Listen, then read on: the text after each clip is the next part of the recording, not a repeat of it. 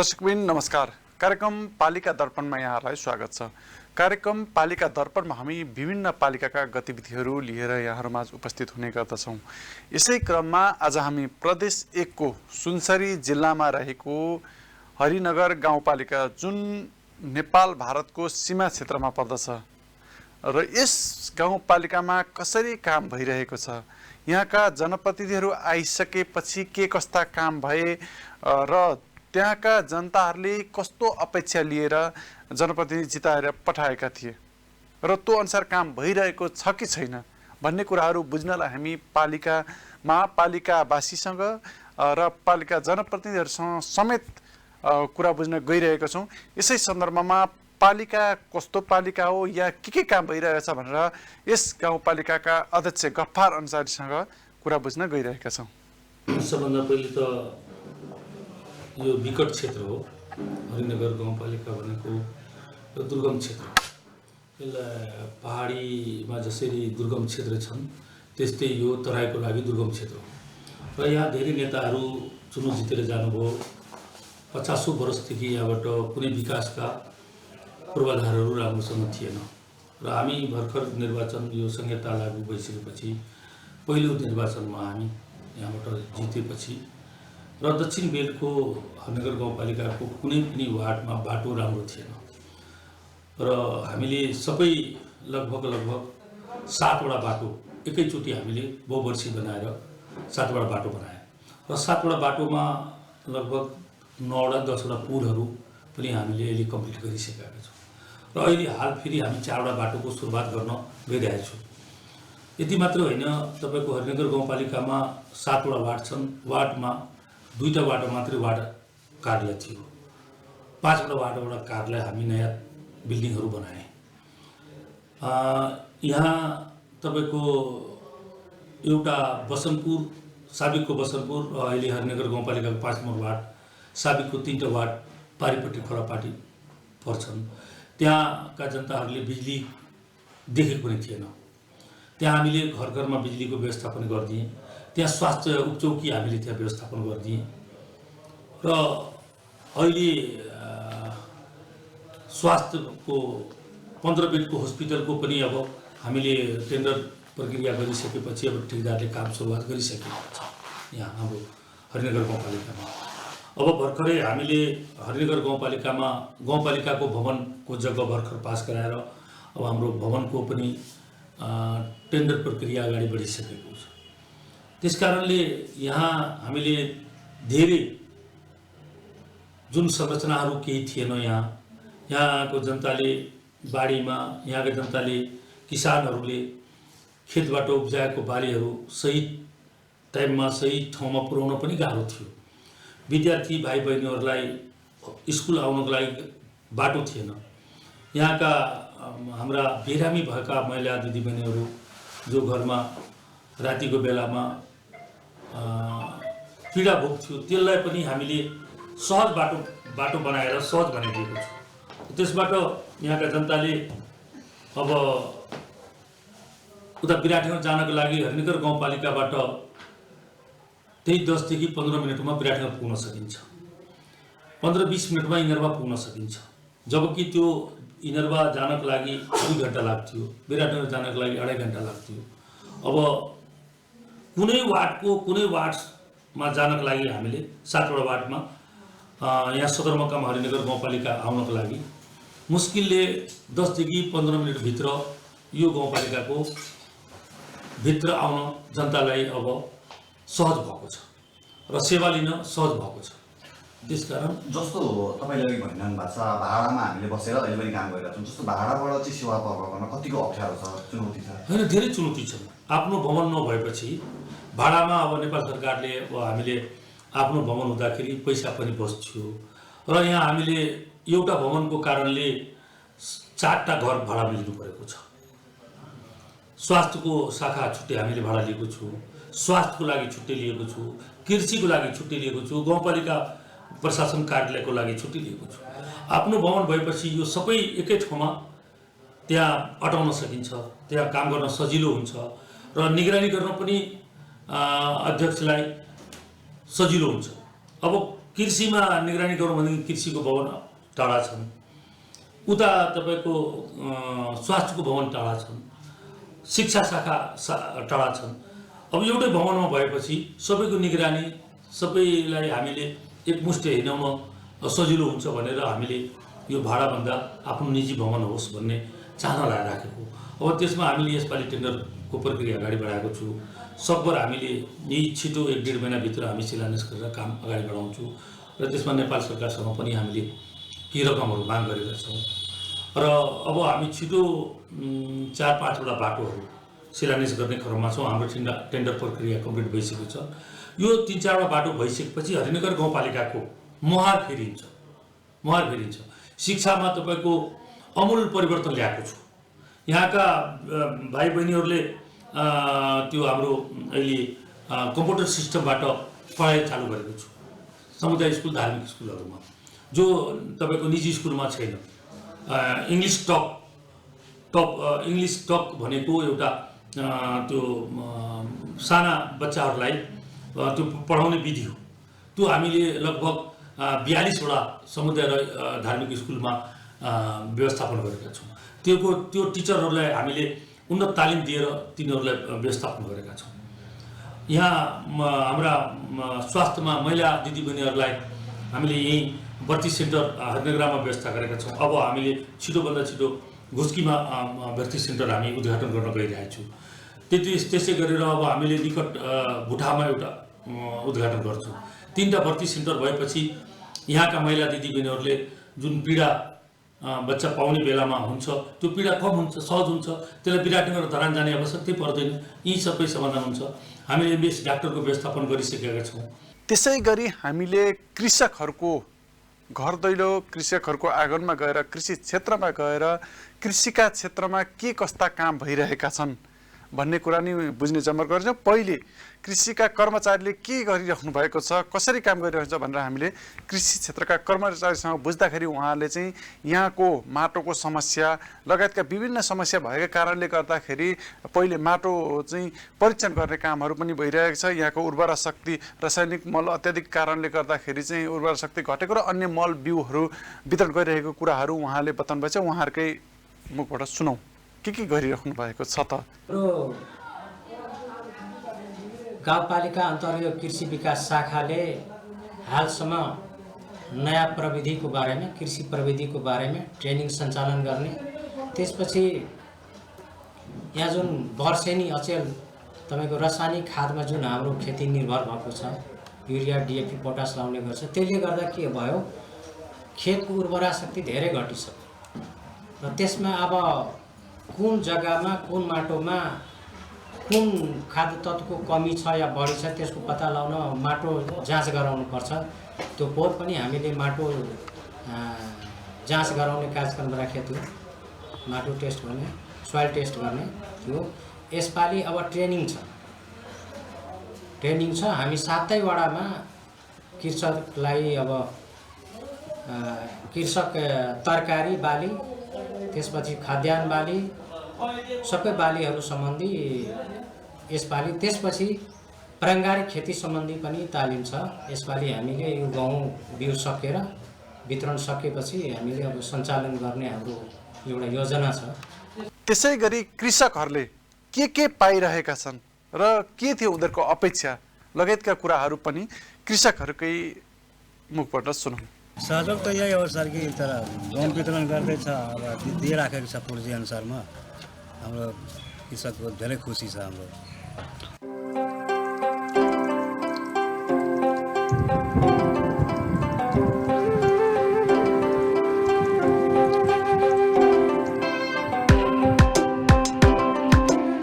यसपालि चाहिँ हाम्रो के भन्नु, बाढी साडी सब त्यो गइसक्यो।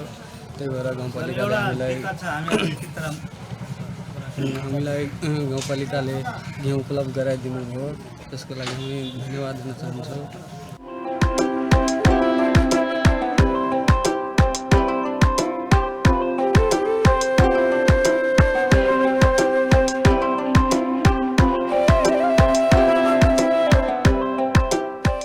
गहुँ कसरी भन्ने, यो 20 किलो गहुँ दिन्छ एकजनामा।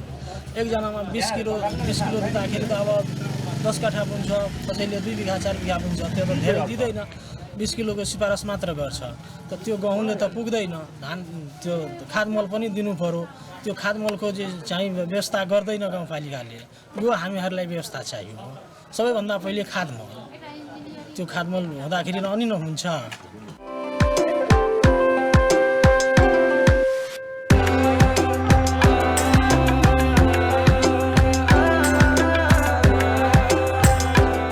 बाढ़ि पीड़ित के लिए धान देखियो खेत में से बिकै नहीं है, तब गहूम के बीज नहीं दे रहा है, खाद नहीं मिले है, कतऽ से बुनबै?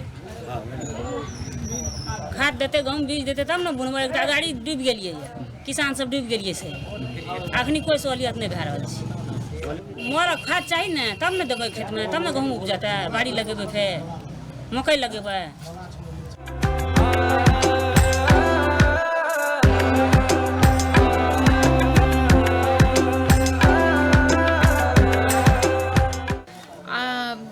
गाउँपालिका जे गेहूँ के बीज उपलब्ध करा देलकै, एहिसँ बहुत सहज भेलै किसान सबके की।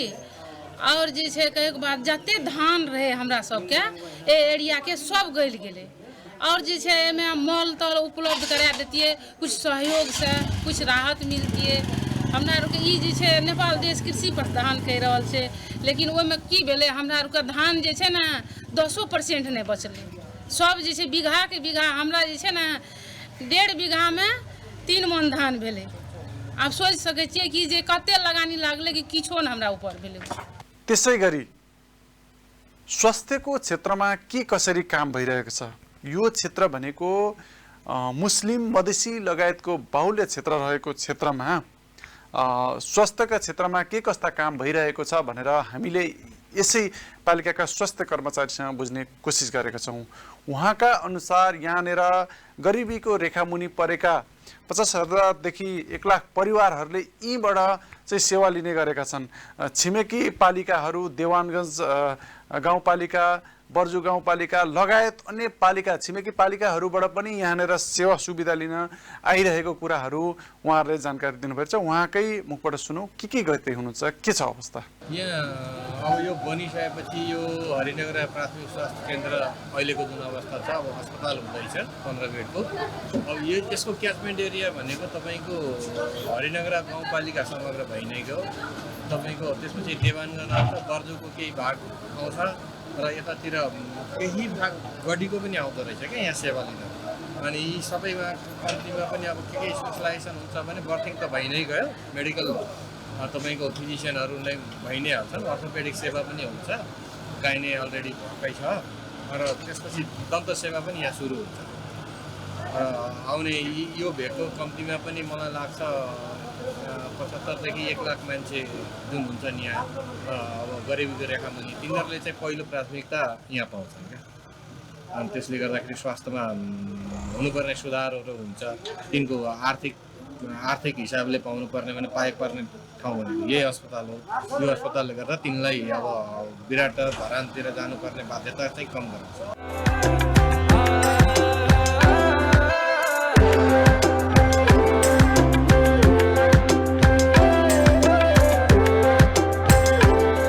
दर्शकबिन अहिले हेर्दै हुनुहुन्छ पालिका दर्पण। अब छोटो व्यावसायिक विश्राम।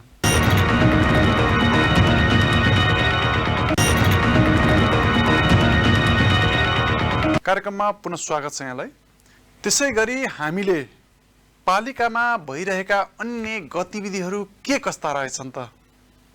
पालिकाले गरेका गतिविधिहरूबाट कतिको सन्तुष्ट हुनुहुन्छ र अरू के गर्न आवश्यक छ भनेर कुरा बुझ्ने कोसिस गरेका छौँ। यसै सन्दर्भमा पालिका प्रमुख, पालिकाका अध्यक्ष गफार अन्सारी र यहाँका स्थानीयवासीका कुराहरू पनि सुनौँ। त्यसकारण अब स्वास्थ्यमा पनि हामी एकदम तल्लो वर्गका मान्छेहरूलाई यहाँ गाउँपालिकाले स्वास्थ्य बिमा पनि गराइदिएको छ। हामी गराउन लगाइरहेका छौँ। हाम्रा केही विद्यार्थी भाइ बहिनीहरूलाई जो एकदम पीडित छन्, गरिब छन्, तिनीहरूलाई पढ्न आर्थिकले समस्या भएको छ, तिनीहरूलाई पनि हामी गाउँपालिकाले छात्रवृत्तिको व्यवस्था गरेका छौँ। त्यस्तो विद्यार्थीहरूलाई उहाँले प्रक्रिया पुरा गरेर आउँछ भने उसलाई हामीले स्कुलको फिस तिर्दिने, उसको लुगा कपडा पनि हामी किताब पनि व्यवस्था गरिदिने, त्यस्तो किसिमको हामीले गत वर्षमा हामीले यहाँका छात्रा दिदी बहिनीहरूलाई छोरीहरूलाई साइकल उपलब्ध गराएका थियौँ उहाँहरूलाई। त्यसकारण समग्र रूपमा हरिनगर गाउँपालिकामा हामीले निर्वाचन जितेर आइसकेपछिको अवस्था र अहिलेको अवस्थालाई यहाँका जनताले आफै मूल्याङ्कन गरिरहेको छ कि पहिले कस्तो थियो र अहिले हामीले कस्तो परिवर्तन भएको छ। जस्तै कृषिको लागि चाहिँ तपाईँहरूले के गरिरहनु भएको छ? कृषि क्षेत्रको लागि चाहिँ यो ठाउँमा चाहिँ अझ धेरै कृषकहरू चाहिँ कृषिमा आश्रित छन्, त्यसको लागि चाहिँ के गरिरहनु भएको छ? अब यहाँ सबभन्दा समस्या के छ भनेदेखि सिँचाइको कम पर्नु छ। नहरहरू यहाँ हरिनगर गाउँपालिकामा सिँचाइको व्यवस्था छैन। त्यसको लागि हामीले यसपालि केही बोरिङहरू उपलब्ध गराउने तयारी गर्दैछौँ र अब स्टेट बोरिङ 1-2टा भइसकेको छ, यो गाउँपालिकाले गरिसकेको छ र ठाउँ ठाउँमा हामीले अब बोरिङको व्यवस्था गर्ने र आउने लक्ष्य हाम्रो छ सबै ठाउँमा किसानहरूलाई संयुक्त रूपमा स्टेट बोरिङ गराइदिने। स्टेट बोरिङ भनेपछि 8 बिघा 10 बिघा 15 बिघा 20 बिघासम्म त्यो उसले विद्युतबाट सिँचाइको प्रबन्ध गराउने र गत वर्षमा अहिले भर्खर हाम्रो जुन ठुलो बाढीबाट क्षति भएको छ किसानहरूलाई त्यसको पूर्तिको लागि गाउँपालिकाले अहिले गेहुँको सिजन छ जनताको किसानको, त्यो गेहुँलाई हामी सब्सिडीमा 50% छुटमा किसानहरूलाई गेहुँको बिउ अहिले उपलब्ध गराउँदैछौँ हामीले र यहाँका किसानहरूले 50% छुटमा यहाँका किसानहरूले गहुँको बिउ उपलब्ध गरिरहेछन्, उहाँहरूले पाइरहेछन्। अहिले हामीले उहाँहरूले उपलब्ध गराइरहेछौँ। अहिले पनि तपाईँहरूले विश्वास म आग्रह गर्न चाहन्छु, मेरो कृषि शाखामा तिमीहरू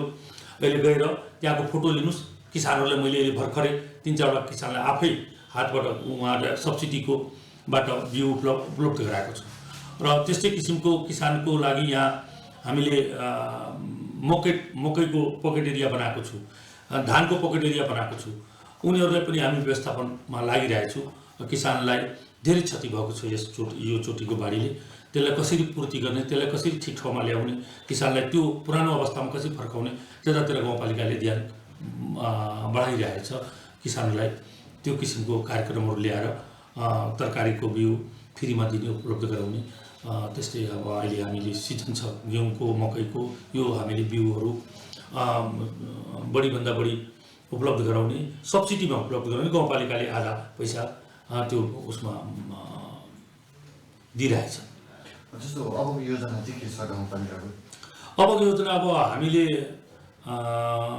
कहाँ कुन ठाउँमा हामीले कमी कमजोरी गरेको छौँ 4 वर्ष 4.5 वर्षमा हाम्रो काममा कता कमी कमजोरी भएको छ, कहाँ हाम्रो नजर पुग्न सकेको छैन, त्यसलाई पूर्ति गरेर हामीले त्यतातिर हाम्रो दिमाग छन्, हामी लागिरहेछौँ। किसानको कसरी भलाइ हुन्छ त्यस्तै गरेर हामीले शिक्षामा अब यहाँ छात्री केटीहरूको लागि हामी एउटा कलेजको व्यवस्थापनमा लागेका छौँ। त्यसको लागि पनि हामी जग्गा उपलब्ध गराइसकेका छौँ। त्यसको प्रक्रियामा हामी अगाडि बढिरहेछौँ कि त्यो यहाँका शिक्षक यहाँ शिक्षा लिने बेलामा हाम्रा भाइ बहिनीहरूले खास गरेर केटीहरूले विराटनगर धरान काठमाडौँ पुग्नको लागि गाह्रो पर्छ उहाँहरूलाई।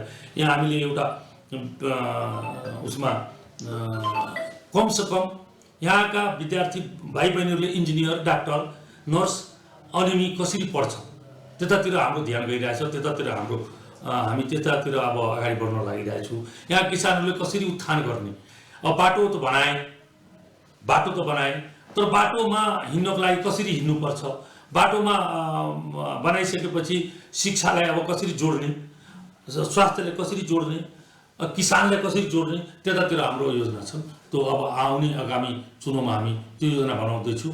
आगामी चुनाव फेरि म लड्छु यो गाउँपालिकाबाट अध्यक्षको लागि, त्यसको योजना हामी बनाउँदैछौँ। र यो 5 वर्षमा जसरी हामी अन्धाधुन बाटोमा बढी खर्च गरे, बाटोमा बढी लगानी गरे, अब आउने टाइममा हामी शिक्षा स्वास्थ्य र कृषिमा लगानी त्यही हिसाबले हामी अगाडि बढ्छौँ। र यहाँ किसानहरू यहाँका जनताहरूले 5 वर्षपछि यहाँका अनुहार फेरिन्छ। जस्तो 4.5 वर्ष बितिने आउँदाखेरि चाहिँ जनताको अपेक्षा चाहिँ कस्तो छ? तपाईँहरूले गरेको कामको मूल्याङ्कन चाहिँ जनताले कसरी गरिरहनु भएको? होइन, यस्तो छ, अब हामीले काम गरेको छु। मेरो नजरमा त मलाई जनताले खुसी, मलाई नै उहाँले खुसी हुनुहुन्छ, उहाँले हामीले एकदम राम्रो भनेको छ। तर अब यो जनताको मूल्याङ्कन गर्ने कुरा भएको हुनाले मैले आफ्नो काम गरेको मूल्याङ्कन आफू गर्न एकदम ऊ छु। तर बाँकी कुरा त जनताले मूल्याङ्कन गर्ने हो, आउने टाइमले मूल्याङ्कन गर्ने हो। हाम्रो मूल्याङ्कन भनेको हाम्रो जाँच भनेको अर्को चुनाव हो। जसरी विद्यार्थीले 9 क्लास 10 क्लाससम्म पढ्छन् र उसले टेस्ट दिन्छ, टेस्टबाट फाइनलमा जान्छन्, त्यस्तै यो हामीले गरेको कामको फाइनल त अब अर्को चुनावमा हामी अधिक मतले जित्छौँ, त्यतिखेर हामीले काम गरेको अनुभव हामीलाई आउँछ कि वास्तविक यहाँका जनताले मबाट खुसी छ।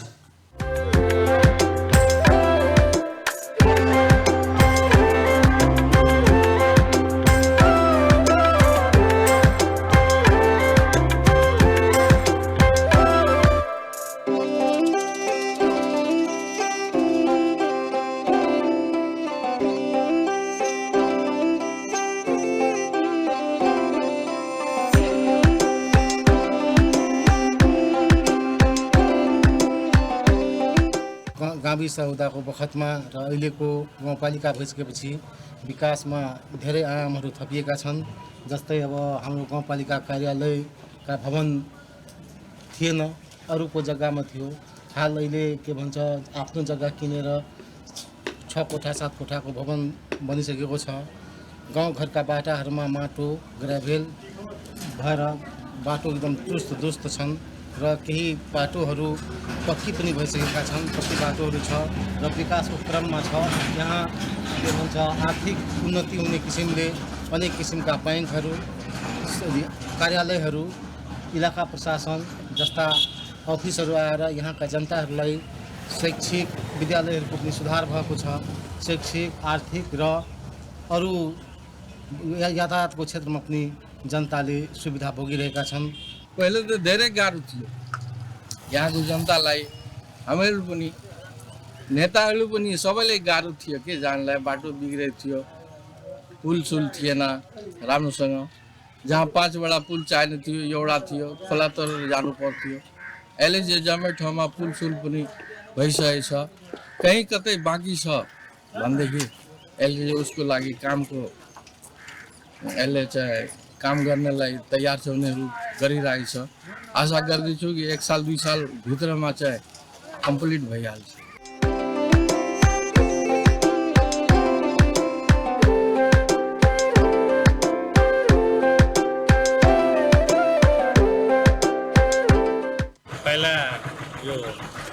पहिला तपाईँको 5 वर्ष अगाडि स्कुलको अवस्था एकदम नराम्रो अवस्था भन्नु पर्यो।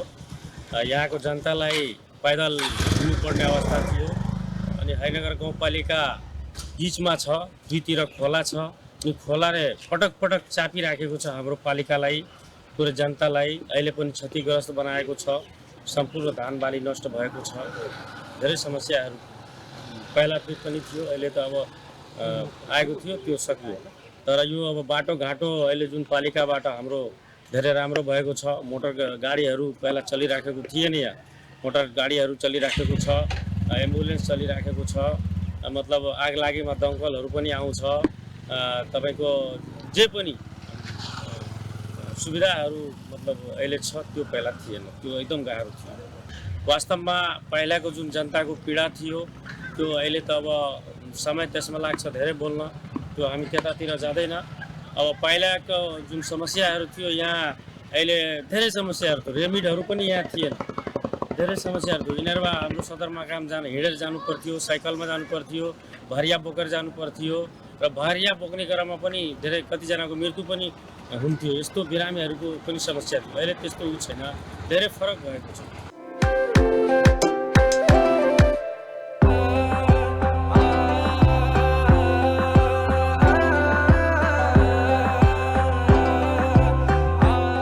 त्यसै गरी यस पालिकासँग विभिन्न एनजिओ, आइएनजिओ, विभिन्न सङ्घ संस्थाहरूले पनि सहकार्य गरेर यहाँका पिछडिएका वर्गहरूको लागि सहजताका होस् भनेर विभिन्न अपाङ्गताका क्षेत्रमा काम गर्ने अथवा विभिन्न सङ्घ संस्थाले विभिन्न कामहरू गरिरहेका छन्।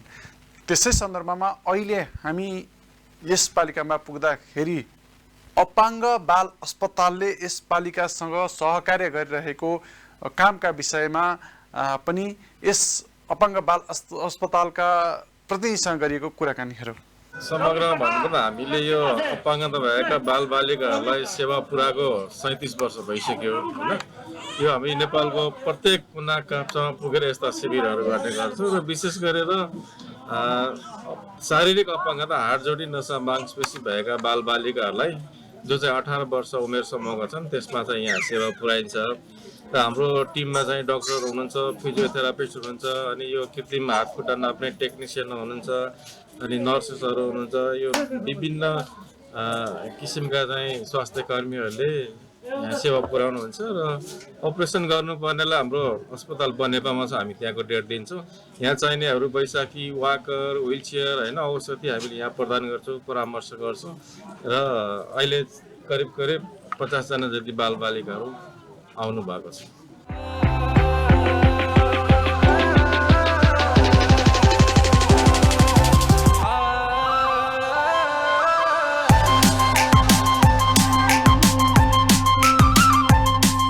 हवस् त दर्शकबिन, आजलाई यति नै। अर्को अङ्कमा अर्को स्थानीय निकाय, अर्को पालिकामा गएर त्यहाँका गतिविधिहरू पस्कने बाचा गर्दै बिदा चाहन्छु। हस्त नमस्ते।